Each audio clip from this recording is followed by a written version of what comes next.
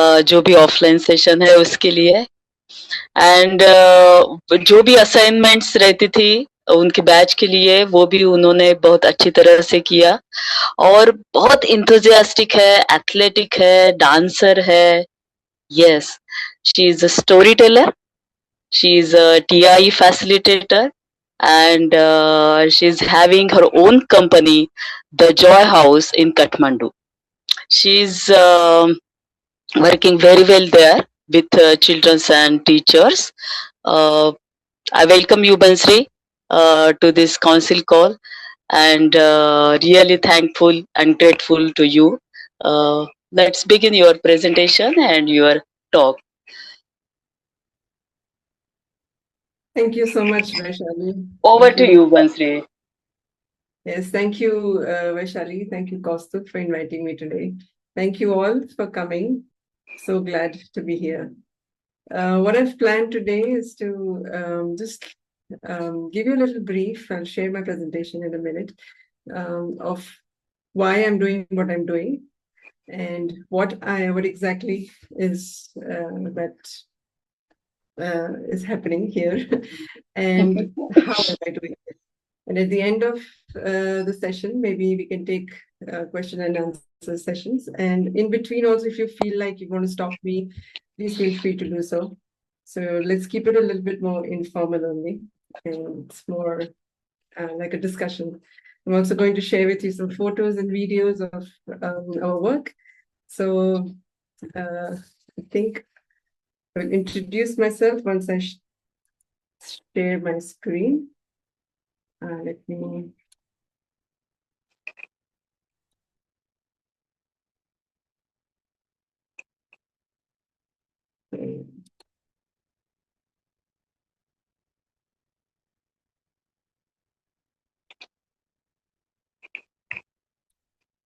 Okay, so can you see my screen, everyone? Yes, we can. Yes. Okay, so hello everyone. My name is Bansari Pandey, and I'm originally from Ahmedabad, but I have been living in Kathmandu since 2009, so it's about 15, 16 years now. And I've done many things in life. I've studied many different other things, but it's been last 7 years that I started part-time working in theater and part-time my other professions. I studied architecture in my bachelor's degree. So I was working in that field for a long time, but last 2 years, I have completely shifted to theater. And many thanks goes to Applied Theater also to showing me the way. And I have started my company. It's called the Joy House Collective. And I am working as a storyteller. I don't call myself theater practitioner. I'm not really a practitioner just yet, but I'm very enthusiastic about theater. So that's what I like to introduce myself to. And yes, as I said, I founded this company called the Joy House Collective. And let me just directly go into the question of why did I start the Joy House Collective? So the story goes a long, long time ago. So once upon a time in 2019, I was blessed with a daughter. And after her birth, about a year, COVID hit. So the only kind of entertainment she really had seen for next couple of years was this. So that was the mode of entertainment. So one day, finally, she told me, Ma, let's go to a theater, a real one, please. And that's when I said, okay, let's go all around the city. There must be so many theater. There are so many theater spaces. I'm sure there's something we can find for you. And I went everywhere, but I couldn't find a theater show which was designed for very, very young children. I went to schools. I said, okay, you guys must be doing theater and education, right? I've heard so much about it. But what I found was really, it was limited to children performing shows on stage. They were performing theater drama shows on stage. I went to my friends and said, okay, you guys, theater groups, come on, let's do something for the young children. And said, okay, let's have a group of children who can sit silently for 1 or 2 hours in a dark room of black box theater. I said, okay. And I said, okay, why don't we go to any show that's happening in theater? Okay, it's just whatever you don't understand, I'll explain it to you later. And I realized that theater spaces that we have here are not really designed for young children, considering from staircases to seating to toilets to, and the basic idea of having a dark room where a very young child is expected to sit silently. So there was no way that a very young child or children could be exposed to the wonderful benefits, as we know, of theater.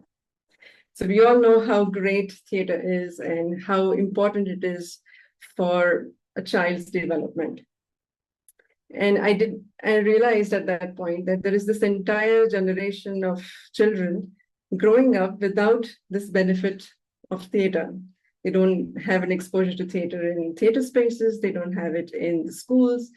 And except parents like me who are doing theater all over, theater in 24 hours around their child, they really don't have exposure to the amazing work that we can do with children's development through theater. So if children can't go to theater, how about theater can come to children? So till the time we develop theaters which are safe and good for we can have theater shows on a regular basis, we must start somewhere. So I started this company called the Joy House Collective, where with the aim for bringing the amazing benefits of theater tools to wherever children are in their safe spaces, be it schools, be it communities, be it hospitals, be it any places where there are children, theater would go there. So with that idea, I began this journey almost about 2 years ago now. So, well, now you know why I did start on this path of the Joy House Collective. Now, I want to share with you what I do. So basically, for now, because I have I'm still researching and experimenting with many different concepts and frameworks. But I am kind of sharing 3 main categories of work that we do currently. So first one is the interactive storytelling and theatrical performances for very, very young children. So from the age group of 3 to 10, so that would be somewhere around pre-primary level to primary grade students, grade 4 around. So we create theatrical performances and travel to schools. We take these performances, pack it up in our bags and go set up the theater wherever the children are. I'm going to share with you how we do it in a little while. There's another aspect that we experimenting with is forum theater performances for children, again, for very young children. So from grade 1 to 4, 5. So this very primary grade level children where the age group is about 6 to 10, 11 years old. I'm also going to share more about it in a while. And another aspect that we work with is workshops, so storytelling in education, how we can use storytelling to deliver curriculum and in schools and education system currently. So we do workshops for children and teachers. There are also many other things, small other things that we do, but I want to share these 3 with you today. So let's start with storytelling with theatrical performances. I want to start by showing you a little video. Let me check if you can hear the sound of it, and then we can talk about it in a while. So, can you hear the music?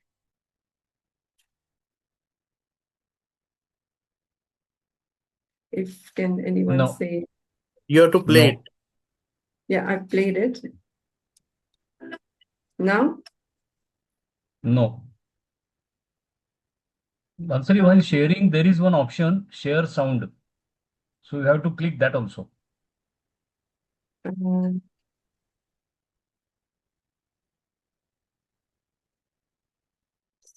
Yeah. So just stop sharing.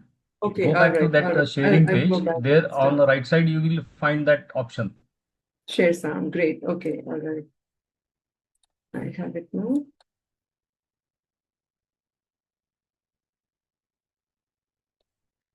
Okay, let me try to play it again.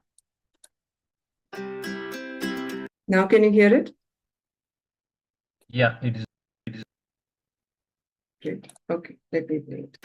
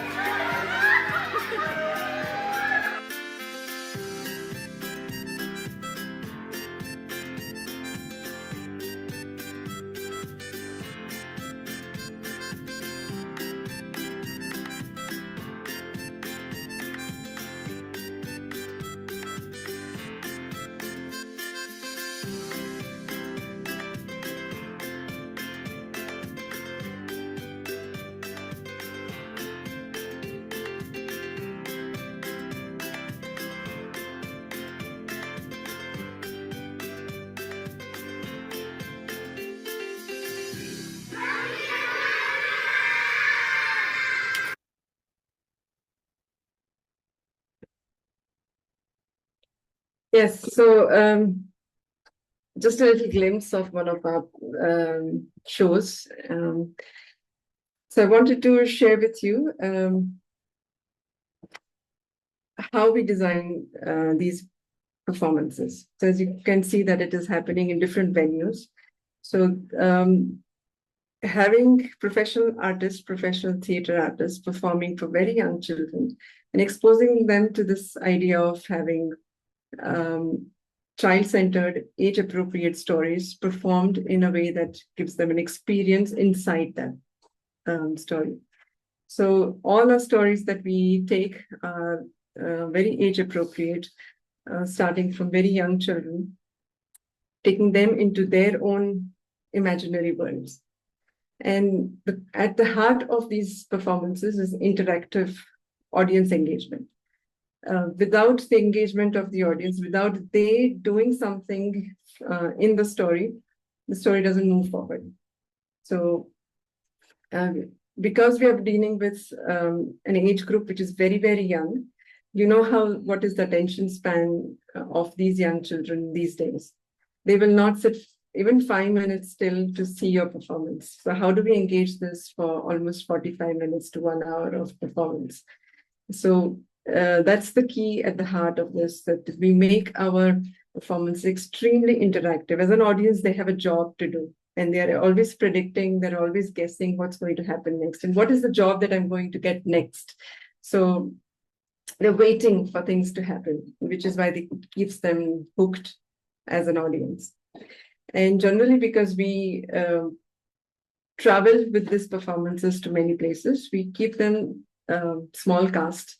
So only 2 of us performing, with 1 or 2 other people supporting us with music and photography and all that. But generally, it's a very small cast, very portable design. We travel in scooter. We keep the entire performance props to costumes to stage things. Everything comes in 2 bags.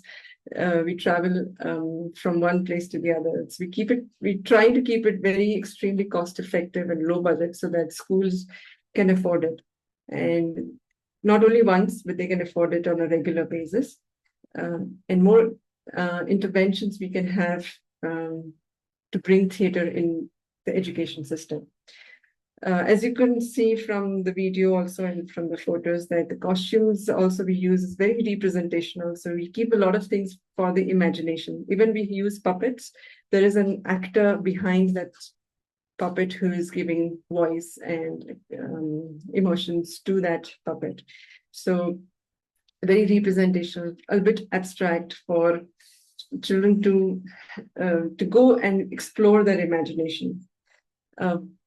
Based on the age group, we also make sure that our performances are very sensory. So if there is water, we have this huge cloth you might have seen in this video where children go inside that cloth, inside the feeling of water. So they experience what it means to be part of that story. So it's not just reading or telling, it is more experiential way of communicating. We also make sure that there are no morals. The moral of the story was this. We generally avoid that. I'm sure you also know from the theater experience that we kind of focus on catharsis. We focus on building connection with the character. When the character realizes the moral, the audience would realize the moral. So we generally make it fun, engaging, and try it in a way, we build empathy, we build connection in a way that children really are into the story and they feel what the character is feeling. And most importantly, our sessions are usually 1.5 hours. So 1 hour, 45 minutes, we go through this interactive storytelling performance. And after that, we generally follow it up with an art and craft activity. So 1 hour of, the brain has gone through so much imagination. There must be a way to pour it out. What is their perception? And it is generally done in a very simple way. We just give them this really blank template of, for example, this is a fish story. So we give them an example of a blank template of a fish. And if there are 100 kids, there would be 100 different variety of fishes swimming in the ocean. And it's really wonderful to see what they have perceived and how they represent these ideas that they have gone through, their brain has experienced in this last 1 hour. So every single performance that we have created is followed up by some kind of follow-up activity. It may not always be an art and craft, but it's also some follow-up activity which they can take it home with them, with which they can own it. Now this fish, this colorful fish is their fish. So it's my fish. And that association builds a long-term memory, a long-term association to that story. They will not forget. Even after 6 months, when we visit the same place again, they will say, you are the mama, you're the fish, right? Hey, hello. So they remember us. They remember the story. They remember the characters. So to build that association, to build that learning after this engagement, we usually follow it up. So it's generally a 1.5 hour session. So we have multiple different stories that we have created, these multiple different performances for. And this is usually a format where we take theater to children. We take theater to schools. We take theater to different venues. We take theater to different communities and perform for them. So this is one format that we have been experimenting with. There's the second format that I wanted to share with you, which is forum theater for children. I'm sure all of you have gone through the Theater of the Oppressed courses with applied theater. And forum theater, I have the group that I used to work with before. This theater group used to do a lot of forum theater, but for adults. So you take very serious social topics and would create a performance, go into communities and create a platform for people to discuss over that. And we have been experimenting for the last 2 years how that would work with children, and that too very young children. How can this tool be used to deliver critical thinking, problem-solving skills? And I also want to share with you a video here, and then we can talk further about that.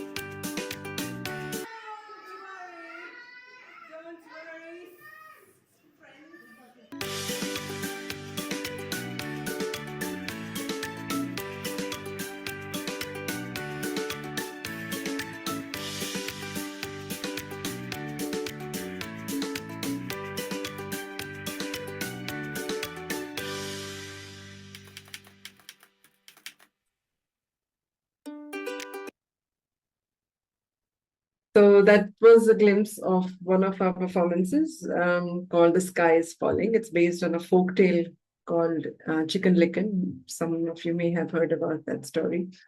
We have some other four performances that we've created so far based on forum theatre. So how we create these performances is we take the story, we convert that into a performative model. So we created wonderful theater performance, just with the same ideals as we do the other performances, keeping the cast small, very portable, very representational, very engaging and interactive. But the twist here would come when the conflict would come. So we pause the performance at the peak of the conflict, and we generally would ask the audience, okay, I have no clue what to do in this problem. This story does not really have an ending. Please help me out here. What can we do? We invite these suggestions from the kids to resolve the conflict. And if the time permits, we also enact that out.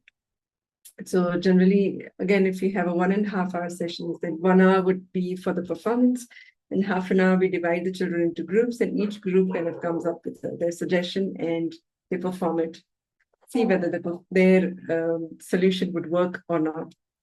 So, and these conflicts are basically the story conflicts. So these young children would go into the fantasy world in the story. So for example, in this Sky is Falling performance, we have the story of the chicken who something falls on his head and he starts thinking that the sky is falling, and he panics around, and he shares this panic in the jungle. Everybody's running around, and the snake is trying to take advantage of this chicken. So now we stop here and say, okay, do you think the sky is really falling? And surprisingly, most of the time, as adults, we would say, of course, sky is not falling. And of course, we are going to get the response from the audience that the sky is not falling. But surprisingly, almost every single show that we have done so far, 50%, almost 50% of the audience would believe that sky is falling. And they have amazing reasons for that. You would really believe that, yes, that could be a reason why the sky is falling. And they figure out solutions to the problem of now what to do with the chicken and his friends. Should they follow the snake? Where do you think the snake is taking them? What would happen? And how would you, if not, how would you rescue them from the snake? So these kind of questions they come up with, we throw this in the discussion, and they come out with the solutions, they enact it out. There are many different other stories that we've taken. There's a story about climate change. There's a story about sense of place. So we take these deep issues, but give it to them in a package of interesting story with which they can think through that problem at their level. So this is another format that we have been working with, which is forum theatre for the kids. And this is the third format that I wanted to share with you, which is storytelling in education. theater in education is a very big term. It has so many different formats. So because we work in a very specific area that I call it storytelling in education, but it's really part of the theater in education for children.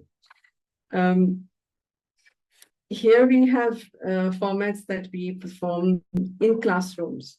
So we take stories from, not really from textbooks, we don't really do that, but we take themes of the curriculum.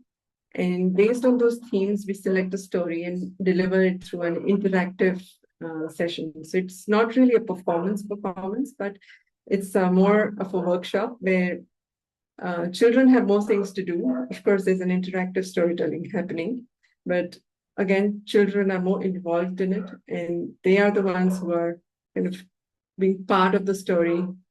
There also play stories that we work with open-ended stories. So there is a conflict, we don't know what to do, and they kind of come in, help the story, close the story with an ending. So the difference between a performance and a workshop would be that in performance, they are more of an audience, again, interactive audience, but audience. And in workshops or these classroom-based storytelling, they are more engaged. I also want to share the video of this one. So I'm going to play this video.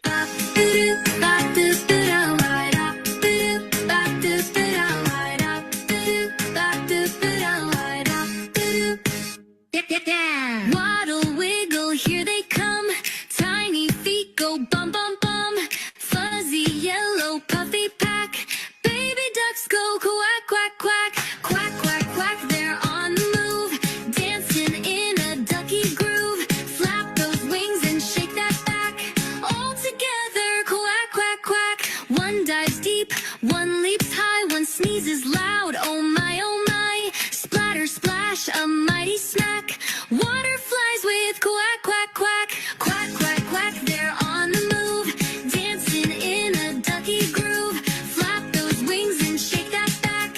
All together, quack, quack, quack. Marching down the puddle trail. Wings like sails, they never fail. Feathers zoomers zooming fast. Can't stop now, they're built to blast. In the mud with joyful shrieks. Fluffy feet and muddy beaks. One last jump, then nap attack. Still dreaming, quack, quack, quack. Quack, quack, quack, they're on the move. Dancing in a ducky groove. Flap those wings and shake that back. All together, quack.